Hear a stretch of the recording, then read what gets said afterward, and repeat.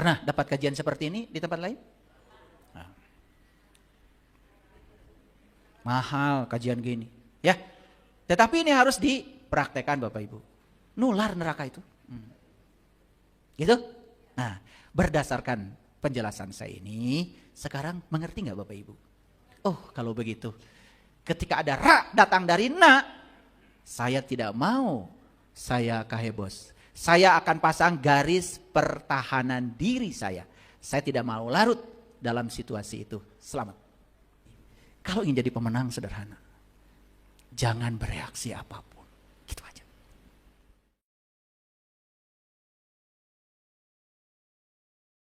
Membiarkan pikiran dan perasaan dikendalikan oleh pihak luar, itulah kekalahan. Niat ya, kenapa kalian suka marah? Karena pikiran dan perasaanmu dibiarkan dikuasai oleh pihak luar. Itu aja sebetulnya. Ya, gitu. Sekarang pikiran dan perasaanmu milik siapa? Milikmu. Oke? Berarti punya kuasa untuk mengendalikannya? Yes, kuasa. Gunakan hak istimewa itu. Jangan izinkan pikiran dan perasaanmu dikendalikan oleh situasi di luar dirimu. Itu yang membuat dirimu sering kehilangan kekuatan. Karena apa? Kekuatanmu diserahkan ke pihak luar. Aduh, kalau saya lihat ya berita-berita hari ini di televisi macam-macam beritanya. Semua akibat dari mengizinkan pikiran dan perasaan dikendalikan oleh pihak luar. Jadi sibuk ya, harus urusan hukum, urusan dengan polisi, urusan dengan kejaksaan, urusan dengan kehakiman, ujung-ujungnya cuma bisa memenjarakan orang dan puas. Aneh. Lanjut? Oke. Ketenangan batin bukan hasil menghindari tantangan, tetapi hasil menghadapi semua tantangan. Nih, ada yang suka aneh. Lagi kemana suami ibu? Nuju niis. Jika niis kemana bu? Mohon eta. Nuju niiskeun hate. Ini ti imah mohon. Kita tidak akan pernah mencapai ketenangan batin dengan menghindari tantangan. Justru ketenangan batin itu akan diperoleh kalau kita bisa menghadapi tantangan. Menerima tantangan apa adanya. Dan mengatasi tantangan itu. Di situ ketenangan batin akan hadir. Ini orang-orangnya ada di sini nih yang suka begitu tuh. Ada masalah. Bade niiskeun pikir heula titirah. Jiga we nya. Nya ada menghindari masalah. Betul nggak? Beres tuh masalah. Tambah gede. Itu pipas saya teh didinya. Bodoh wae atuh ari ngaos ti leuletik. Tapi eueuh apakna. Jadi apa emosi? Emosi adalah reaksi alami terhadap segala peristiwa. Apa wujud emosi? Sedih. Wajar? Wajar. Lihat orang yang kesusahan, kemudian sedih. Wajar. Tapi jangan larut dalam kesedihan. Buru-buru bantu, tak batur nu susah. Hayo dicengcerikan. Ya. Paham ya? Aduh, ini Sundanya keluar lagi nih. Ada situasi di luar diri kita marah, wajar? Boleh saya izinkan sebentar. Sebentar ya. Ingat kajian hari ini. Ya. Jangan tenggelam pada emosi. Artinya marah sebentar, udah buru-buru tarik lagi. Jika perlu minta maaf. Senang, kecewa, itu adalah wujud nyata hasil dari reaksi kita. Jadi jangan cuma ngomong emosi, ngertiin te. Nah, rasa marah, kecewa bukan berasal dari peristiwanya. Ingat. Tetapi dari reaksi kita terhadap peristiwa. Ulangi ya. Jadi kalau gitu peristiwanya penting? Gak penting. Misalkan gini, kita kehilangan uang. Hilang uang peristiwanya. Menjadi masalah ketika reaksi kita terhadap uang yang hilang itu berlebihan. Hiji duit terbalik deui, nomor kedua emosi. Udah gitu timbul penyakit. Kepala pusing, cenut-cenut, betul? Jantung berdebar keras, napas jadi pendek. Untung masih pendek, kumaha lamun napas eureun. Teu karunya gitu kena diri. Makanya dampaknya jadi banyak pada kesehatan. Betul nggak? Keserasian coba. Aduh ya. Satu orang aja di rumah itu marah. Itu sudah bikin pusing rumah kita. Apalagi berjamaah. Cingat tuh amak tetang berjamaah, nu jamaah teh salat. Lanjut. Bisa mengerti sekarang. Rasa marah, kecewa, hasil dari apa? Dari peristiwa atau reaksi kita terhadap peristiwa? Ya Allah, baru sadar. Ternyata itu dari reaksi kita. Reaksi itu berarti di luar apa di dalam? Eta. Peristiwanya mah di luar. Tapi reaksi kita terhadap peristiwa jadinya di jero. Di dalam. Itu yang menimbulkan masalah. Jadi yang bermasalah di luar apa di dalam? Ya di mana? Ya di mana? Ngaku atuh di mana? Diri kita. Ya diri kamu. Suka ngajak-ngajak saya terus kalian itu gimana?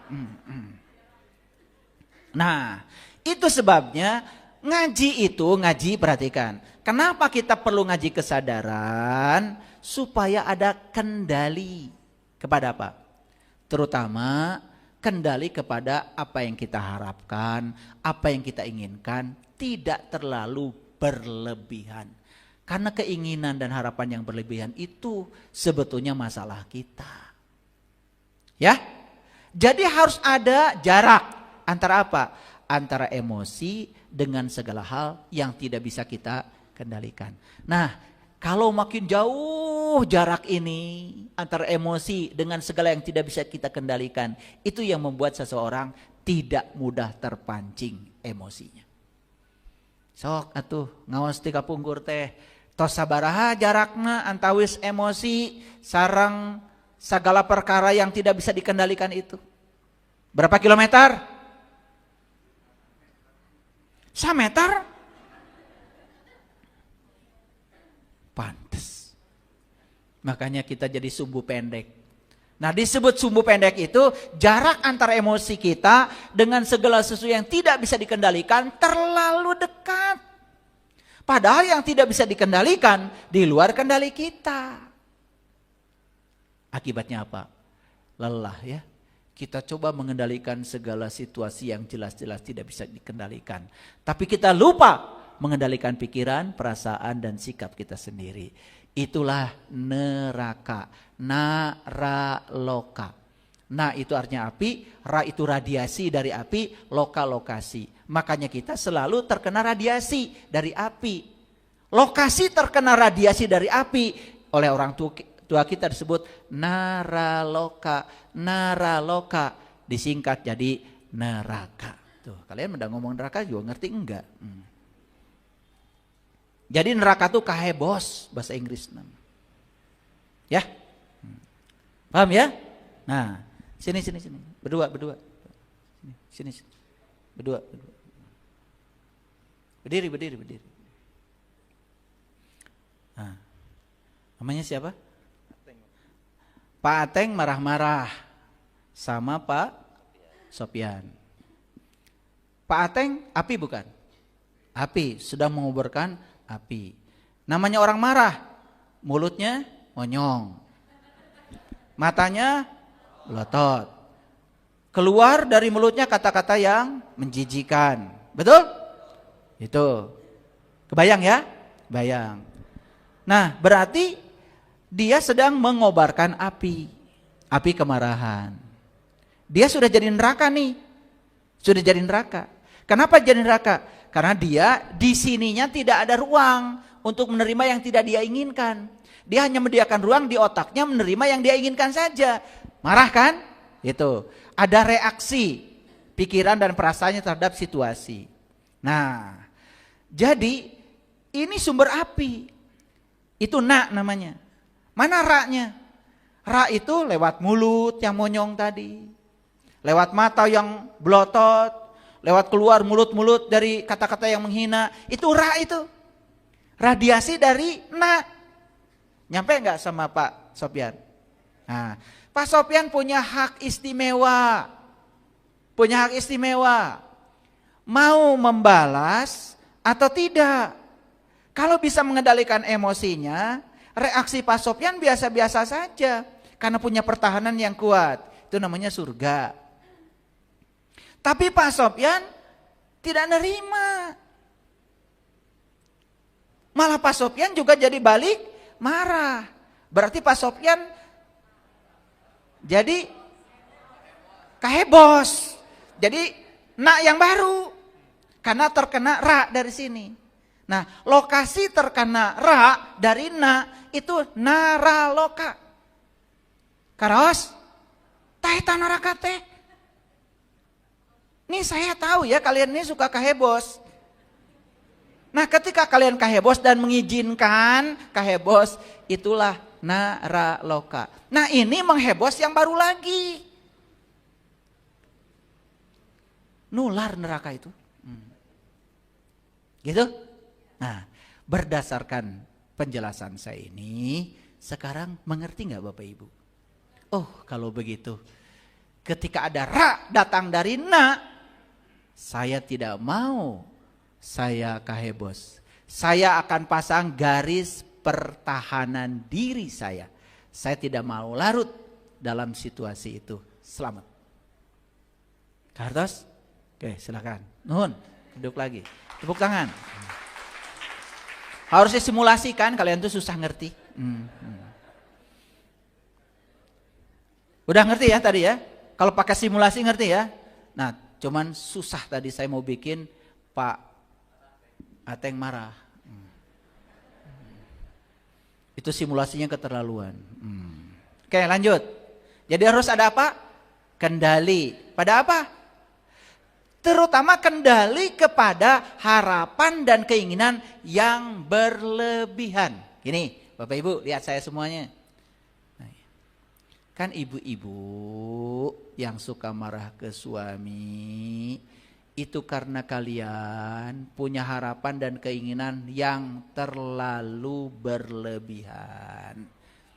Ketika suami tidak seperti yang kamu harapkan, kamu jadi marah. Paham ya? Nah, jadi kamu sedang menciptakan sumber nara. Sumbernya tuh nanti menghebos sama suami. Ya, suami yang kahebos kemudian menimbulkan neraka baru. Nanti menghebos lagi kamu. Nanti yang kahebos anak-anak semua gitu. Sering terjadi. Nah, sekarang makanya lawannya neraka mah cuma satu. Lawannya api itu adalah air. Makanya belajar ilmu-ilmu kesejukan. Bukan ketika marah di banjur kucai, da moal eleh. Betul nggak? Di banjurnya sama ilmu, sama kesadaran. Sering-sering datang ke sini, dicas di sini. Ya, gitu. Makanya mungkin ada yang merasa berubah. Lah, saya baru 2-3 kali datang ke sini kok sekarang jadi lebih sejuk. Sedikit. Biasanya marah 100 kali sehari jadi 99. Bagus. Ya, itu sudah kemajuan. Ya, daripada jadi 101 coba. Ya, paham ya? Menjaga jarak antara apa? Emosi dengan segala hal yang tidak bisa dikendalikan. Ya. Oleh karena itu, dengan menjaga jarak kita tidak akan mudah terkalahkan. Jadi apa artinya kalah? Kalah itu bukan melumpuhkan orang yang di luar diri kita. Tapi kalah itu kita menyerah pada emosi kita sendiri. Jadi Yang kahebos tadi itu berarti dia menang apa kalah? Kenapa kalah? Dia mungkin saja bisa membunuh orang. Mungkin saja dia bisa melumpuhkan situasi di luar. Tapi dia sudah kalah. Kenapa?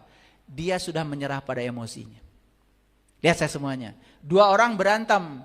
Yang satu masih hidup. Yang satu sudah mati. Yang mati ini ya karena dilumpuhkan oleh dia yang ini. Apakah kita bisa mengatakan orang ini yang membunuh ini menang? Tidak. Justru dia sudah kalah karena dia menyerah pada emosinya sendiri. Dan itu menyebabkan dia membunuh orang lain. Pasti ada akibat yang kedua, yaitu akibat hukum. Tuh, eta nu disebut kaduhung teh. Ya? Ada enggak orang ngajinya pinter, sholatnya rajin, tahajudnya rajin, tapi masih marah-marah? Siapa itu? Nah. Tong nuduh ka batur, ya. Ya. Tong sok nyawang kanu anggang. Ya. Tong sok nuduh kanu jauh. Deuleu maneh sorangan. Ya. Tong nuduh kanu jauh, tong nyawang kanu anggang. Betul enggak? Dah tidak akan mungkin ada asap kalau nggak ada api. Sok sekarang belajar ke dalam. Makanya kalau di luar situasi tidak berubah, rubah diri kamu ke dalam. Keren. Ya. Jadi jangan biarkan emosi terbawa arus. Nah, emosi itu awalnya cuma reaksi kecil. Tetapi kemudian terbawa arus. Itu yang menyebabkan emosi tidak terkendali. Ketika emosi tidak terkendali, kita sudah kalah. Oleh siapa? Oleh situasi yang di luar diri kita, yang jelas-jelas tidak bisa kita kendalikan. Itulah sumber utama penderitaan. Yuk sekarang kita tanya, menyerah pada emosi atau mengendalikan emosi? Yes. Bagaimana caranya mengendalikan emosi? Lihat saya semuanya. Ketika emosi terpancing, jangan lupa duduk dulu yang tenang. Tarik nafas yang dalam. Tarik napasnya hitungan 4. Tahan napas hitungan 7. Buang napas hitungan 9. Itu satu-satunya cara menjaga jarak antara emosi dengan situasi yang di luar. Coba gitu aja. Kalau Bapak Ibu ada sedikit kekesalan, sedikit kemarahan, masuk kamar, duduk sebentar. Rileks saja. Pejamkan mata, tarik napas yang dalam. Hitungannya tarik napas 4, ya. Tahan napas 7, buang napas 9. Kenapa buang napasnya harus 9? Supaya ada restan. Supaya ada bati. Tarik napasnya 4, buang napasnya 9, batinya 5. Itu yang disebut dengan jeda. Makanya buang napasnya lebih lama. Coba rasakan. Tahu-tahu plong aja. Nah setelah plong itu nanti ada kecanduan. Bahkan cari piomongan. Ya. Iya. Saking merasa bahagia bisa mengendalikan emosi, malah cari piomongan, hayang amak. Nah, hati-hati suatu saat kalian tidak bisa marah. Keren. Gak bisa marah lagi, sekencang apapun tantangan dari luar. Jadi tekanan dari orang lain harus dikendalikan dengan bijaksana. Hinaan dan celaan dari orang itu tidak penting, karena yang penting bagaimana reaksi kita. Setuju? Oke, hinaan akan melukai kalau kita memberikan kekuatan dan kendali kepada si penghina lewat pikiran dan perasaan kita. Lihat saya semuanya. Ada orang menghina kita, kemudian kita memasukkan ke dalam pikiran kita, masuk dalam perasaan kita. Begitu diizinkan masuk, langsung kekuatan pikiran dan perasaan dipindahkan kepada si penghina. Dia makin kuat. Dan kita siap-siap hancur. Kenapa? Karena kita dihancurkan oleh diri kita, menyerahkan diri kepada emosi kita sendiri. Pernah dapat kajian seperti ini di tempat lain? Nah. Mahal kajian gini, ya. Tetapi ini harus dipraktekkan Bapak Ibu. Saya tidak bisa menyelesaikan episode ini tuntas semuanya. Sedikit lagi, ya. Hinaan akan kehilangan kekuatannya jika kita tidak memberikan reaksi yang berlebihan. Lihat saya mana. Orang yang menghina suatu saat akan bosan menghina kita. Dan hinaan dia akan kehilangan kekuatannya. Kapan? Ketika kita tidak bereaksi apapun. Keren. Ada yang tanya sama saya, ayah gimana caranya supaya orang lain gak menghina saya? Tidak ada cara. Kan orang lain tidak bisa kita kendalikan. Karena dia cepengan gitu, dierat, gak bisa. Tapi kalau pertanyaannya, gimana caranya supaya saya tidak terhina oleh orang lain? Ada caranya. Gimana caranya? Jangan ditanggapi, jangan bereaksi apapun. Ketika tidak bereaksi apapun, dia akan kehilangan kekuatannya dan suatu saat bosan tadi. Jadi, kalau ingin jadi pemenang sederhana, jangan bereaksi apapun. Gitu aja. Sudah dikasih ya ilmunya ya? Mindfulness.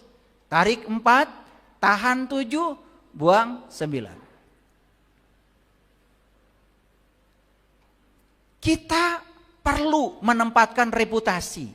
Tapi reputasi jangan ditempatkan di puncak nilai. Jangan reputasi kita ditempatkan di atas Tuhan.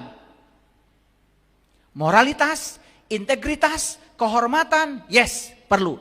Tapi jangan tempatkan itu di tempat yang lebih tinggi, di puncak, jangan. Jangan itu. Ya.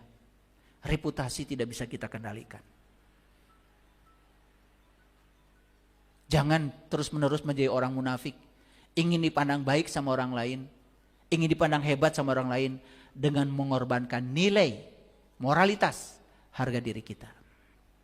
Jadi kesimpulan dari kajian hari ini.